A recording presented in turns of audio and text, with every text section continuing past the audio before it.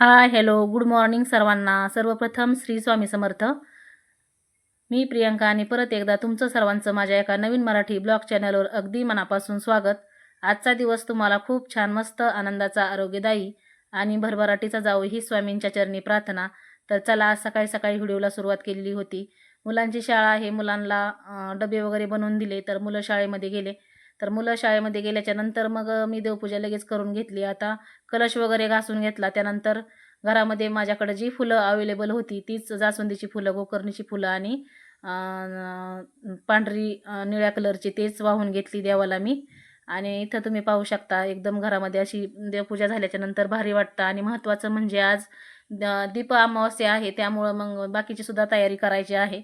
तर आज आषाढ महिन्यामधली जी अमावस्या असते श्रावण सुरू होण्याच्या आदल्या दिवशीची, त्याला आपण दीप अमावस्या असं म्हटलं जातं. तर मग त्या दिवशी आपल्याला दिवे लावावे लागतात संध्याकाळी. तर मग हे दिवे जे घरामध्ये आपले छोटे मोठे असतात तर मग ते साफ करायचे असतात. तर मग आदल्या दिवशी जर आपण साफ करून ठेवले ना तर मग ते असे लाल लाल पडतात. तर मग ज्या दिवशी आपल्याला दीपपूजन करायचं ना त्या दिवशी सकाळी सकाळी मी मी काम आवरल्याच्या नंतर मग हे दिवे घासायला घेतले होते. आता माझ्याकडे जेवढे आहेत तेवढे मी घेतले. तुमच्याकडे एक जरी असला ना तरी तुम्ही तो स्वच्छ करून घ्या.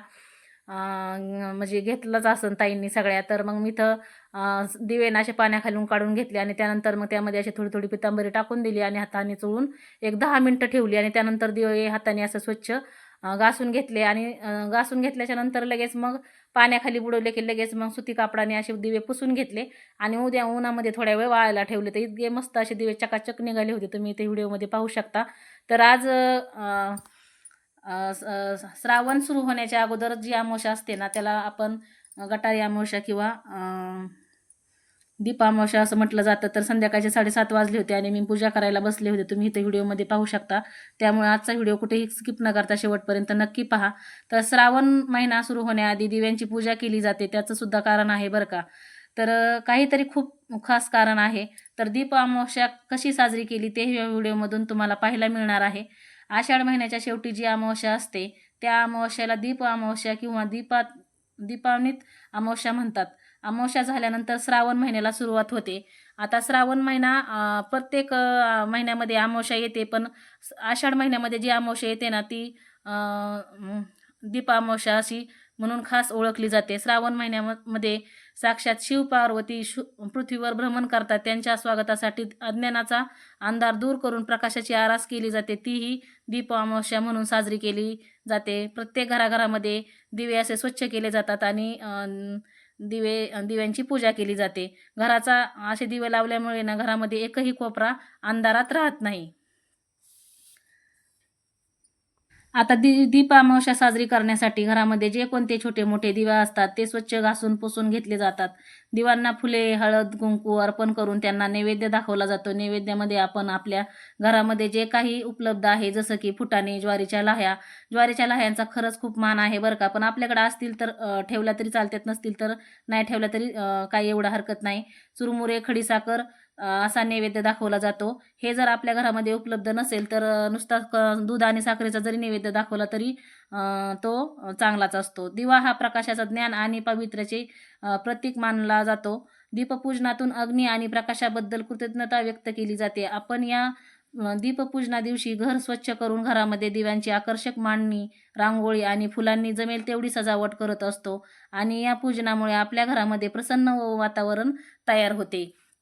या दीप अमावस्या दिवशी गव्हाचे पिठाचे गूळ घालून कणकेचे दिवे तयार केले जातात. आता या दिवशी कणकेचे दिवे का करायचे, तर कणिक म्हणजे अन्नाचे प्रतीक आहे आणि दिवा म्हणजे प्रकाशाचे प्रतीक. यामुळे अन्न आणि प्रकाश यांचा सुंदर संगम या दीपपूजना दिवशी दिसून येतो. ते प्रज्वलित आता ते गूळ घालून तयार केलेले दिवे आपल्याला सगळ्या दिव्यांची पूजा झाल्याच्या नंतर ते प्रज्वलित करून त्या दिव्यांना ओवाळले जाते. हे जे दिवे आहेत ते घरातील अंधार दूर करून ज्ञान आणि प्रकाशाचे प्रतीक आहे. आणि कणकेचे दिवे हे समृद्धी, आरोग्य आणि सुख शांतीचे प्रतीक मानले जाते. आता पूजा करताना चौरंगावर लाल वस्त्र टाकून जिथे दिवे ठेवायचे आहे तिथे थोडे थोडे तांदूळ ठेवून घ्यायचे. दिव्यामध्ये तेल, तूप, वाती लावून सर्व दिवे प्रज्वलित करून घ्यायचे. पूजा झाल्यानंतर हात जोडून प्रार्थना करायची. हे दीपदेवा आमच्या घरातील अंधकार दूर करून ज्ञान, सुख, शांती, आरोग्य आणि समृद्धी प्रदान करा. नैवेद्य दाखवून घ्यायचा आणि सगळ्यांनी घरामध्ये दर्शन करून घ्यायचं. तर इथं आणि सर्वात म्हणजे आपल्या घरामध्ये मुलगा असेल तर मग पहिल्यापासून आपल्या घरामध्ये जर मुलगा असेल तर त्याला वंशाचा दिवा असं म्हटलं जातं. पण आता मुलीचं सुद्धा मुलांपेक्षा काही कमी नाही बरं का. तर मग मी सगळे दिवे तुम्हाला इथं पाहू शकता तुम्ही.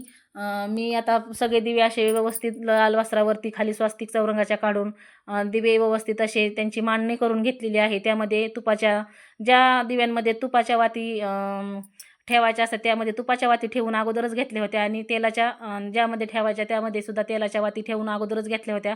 काय होतं ज्यावेळेस आपण पूजा करायला बसतो ना त्यावेळेस ऐनवेळी आपण तूप वाती किंवा तेलाच्या वाती घ्यायला गेलो तर मग आपला हात सगळा तेलकट होतो आणि आपली साडी वगैरे सगळं खराब होतं. त्यामुळे मग ही तयारी बाकीची सगळी अगोदरच करून घ्यायची जवळ. मग एकदा खाली बसलं की मग आपल्याला सगळी पूजा होईपर्यंत उठायची गरज पडत नाही.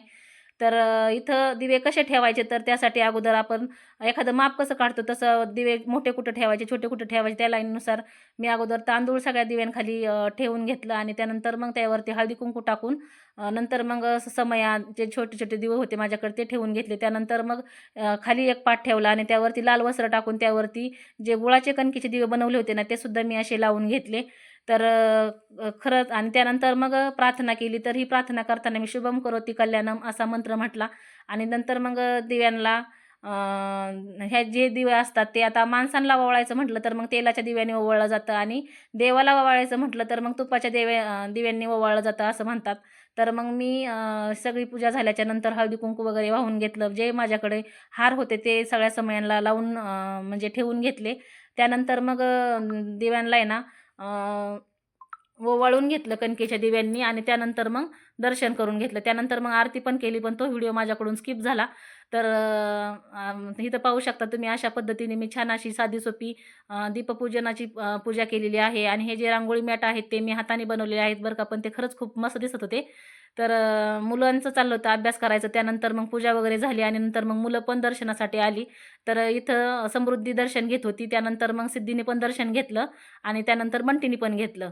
तर आपण घरामध्ये जे काही करतो ना, ते जर असं मुलांसमोर जर केलं, तर मग मुलांना सुद्धा त्या सणावाराची किंवा ज्या त्या दिवसाची सुद्धा म्हणजे जे काही सणवार असतात ना, त्यांच्यासोबत जर साजरे केले, तर त्यांना सुद्धा त्या सणांचं महत्त्व कळतं आणि ते सुद्धा आपल्या पुढं असंच करत राहतात. त्यानंतर मग मी मुलांनी दर्शन घेतल्याच्या नंतर मग बंटीला ओवाळायला घेतलं. तर इथं तुम्ही पाहू शकता आपला बंटी दादा किती छान असा बसलेला आहे आणि तो छान असा ओवाळून घेत होता. तर मग आता इथं कॅमेरामनचं आपली समृद्धी झालेली आहे. नंतर मग मी बंटीला पण छान असं ओवाळून घेतलं आणि बंटी वंशाचा दिवा जरी असला तरी पण मुलीसुद्धा माझ्या काही कमी नाही बरं का. तर नंतर मग मी सिद्धीला सुद्धा ओवाळून घेतलं आणि समृद्धीला सुद्धा ओवाळून घेतलं. कारण मुलीसुद्धा आपल्या घरच्या लक्ष्मीच असतात. तर असं छान असं मी दीपपूजन आजचं केलेलं आहे. तुम्ही व्हिडिओमधून पाहत असाल. तर तुम्हाला आवडलं तर नक्की लाईक, शेअर आणि सबस्क्राईब करायला विसरू नका. म्हणजे तुम्हाला असे छान-छान व्हिडिओ पाहायला मिळतील. तर त्यानंतर मग मी समृद्धीला सुद्धा ओवाळून घेतलं. तर कसं आहे ना, आपल्याला आता असं काही सणवार साजरे करायचे म्हटलं तर थोडीशी धावपळ होते बरं का. पण मला असं काही करायला म्हणलं तर मग मला आवडतं. त्यामुळं मग मी आदल्या दिवशीच थोडीशी तयारी करून ठेवत असते आणि दुसऱ्या ज्या दिवशी सण आहे ना, त्या दिवशी मग जास्त एवढी काही धावपळ होत नाही. तर माझं दिवसभर वाती बनवायचं, कुठं समया घासायच्या, हे काम चालू होतं. कुठं स्वयंपाकाचं संध्याकाळचं नियोजन. तर मग हे काय असं असतं, तर मग स्वयंपाक थोडासा लवकर बनवला की मग संध्याकाळी आपल्याला पूजा करायला थोडंसं बरं पडतं आणि प्रदोष काळामध्ये पूजा केलेली ना तर भारीच वाटते. तर तिथं समृद्धीला सुद्धा मी ओवाळून घेतलं. त्यानंतर मग मी देवांना सुद्धा ओवाळून घेतलं देवघरामधल्या. त्यानंतर आपले जे स्वामी महाराज आहेत त्यांना सुद्धा ओवाळून घेतलं. तर आजचा व्हिडिओ असा आपला झालेला आहे. तर तुम्हाला कसा वाटला ते कमेंट बॉक्समध्ये नक्की सांगा. आवडल्यास लाईक, शेअर, सबस्क्राईब करायला विसरू नका ताईंनो. आता स्वामींना ओवाळण्याच्या नंतर मग मी हे ताट दिव्यांचं खाली ठेवून घेतलं. आता देवाला समयांना नैवेद्य दाखवल्याच्या नंतर हे दिवे आपण विजल्यानंतर आपण खाऊ सुद्धा शकतो प्रसाद म्हणून किंवा तुम्ही असंच ठेवून गायला देऊ शकता. तर बघा इथं माझं दीपपूजनाचं सगळी पूजा साधी सोपी मांडणी केलेली आहे मी आणि एकदम मस्त प्रसन्न वातावरण तयार झालेलं आहे घरामध्ये. तुम्ही पाहू शकताय आणि जे रांगोळी मॅट आहे ते मी स्वतः हाताने घरी बनवलेलं आहे. जर तुम्हाला कोणाला पाहिजे असतील तर कमेंट बॉक्समध्ये नक्की तुम्ही सांगा. अगदी रांगोळी काढायला वेळ लागत नाही आणि एकदम भारी दिसतंय आणि एकदम घरामध्ये असं प्रसन्न वातावरण तयार झाले तुम्ही पाहू शकता. तर अशी मी दीपपूजन केलेलं आहे. तर तुम्हाला कसं वाटलं ते कमेंट बॉक्समध्ये नक्की सांगा. आवडल्यास लाईक, शेअर आणि सबस्क्राईब करायला विसरू नका. बघा मी अशा पद्धतीने दीपपूजन केलेलं आहे. तर तुम्हाला कसं वाटलं ते कमेंट बॉक्समध्ये नक्की सांगा.